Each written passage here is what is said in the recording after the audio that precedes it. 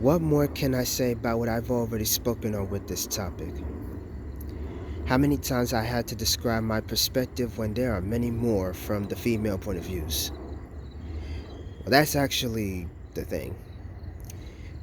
It's because there's always going to be more to say, more to talk about, more to discuss.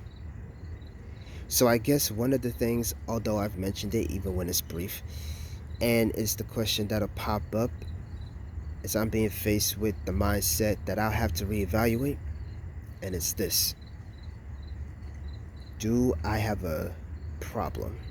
Which ties into the do I have a fetish? Do I really have an obsession? The explanation for this comes at a cost in one point of my younger years. Still understanding my mind, trying to wrap my brain around what it means to be attracted, as if I already knew what attraction meant because I only knew about the feeling. How I'm drawn in, being fixated on the why. Which would also explain why my thoughts start screaming as my heart races that if or when I lock eyes with hers, when I make contact, when I converse, the cliches of butterflies wrestles with my nerves rattling. But then, now I'm thinking, what about from a distance? Even close encounters that count as the debate I've been having.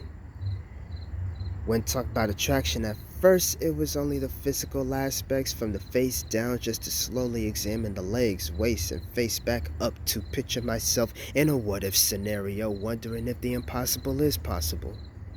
Like I'm seeing her as a lotus flower enchanting me, so as I'm lured in, even through any profession, I'm confessing, watching, and witnessing from every corners of expression, images, and videos. Is it one-sided or is it a two-way? One-sided being my projection, then the two-way being enticed by it, inviting the idea on both ends. But then the idea in practice is exactly that. So then it comes back around to me seemingly making it feel real, wanting to hold on to the dream relationship after my actual failed attempts, being tempted to create my headcanon through parasocial interactions.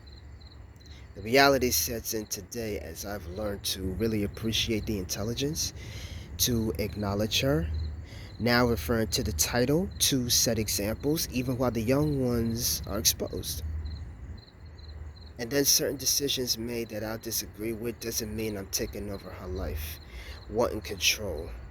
Being the object of desire can be easy to conform. Being the subject of pain can be hard to contain. Every view from the lens of the perfect woman in comparison to the flawed existence, just being seen as much as she does. That chemistry would speak more to her personality than her anatomy, while her anatomy gets the most eyes on her features to have features on countless feature presentations, so her presence is felt. Her imprint is stamped on the conceptions of the hand she's dealt as she's dealing with the calls made to raise the stakes in pricing, rating the company she keeps. Where does that leave me this time when I'm keeping her company, or at least trying to reach out as she accompanies me? As much as I want her in my arms, wrapping my words around her heart, as she wraps around my mind with her interest without tying us down to our misinterpretations, misreading the intent on approach, her content creations on display can be an in-person invitation as my confrontation with moving on impulse acted faster than my brain is. I was once stuck on sexual fantasies. Now I'm coupled with pleads, insincerity. She was hurt, I was hurt. So we'll visit these contemplations we deserve.